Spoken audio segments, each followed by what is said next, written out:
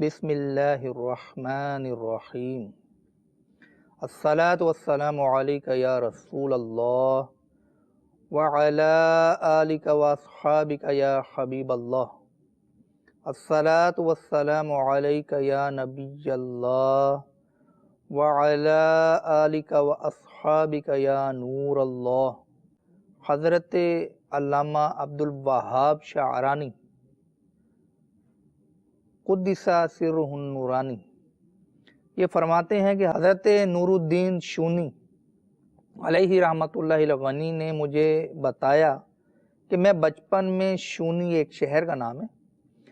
میں جانور چرایا کرتا تھا، تو مجھے رسول پاک صاحب لولاک صلی اللہ تعالی علیہ وآلہ وسلم پر درود پاک پڑھنے سے اس قدر محبت تھی کہ میں اپنا کھانا بچوں کو دے کر ان سے کہتا کہ یہ کھا لو، پھر ہم سب مل کر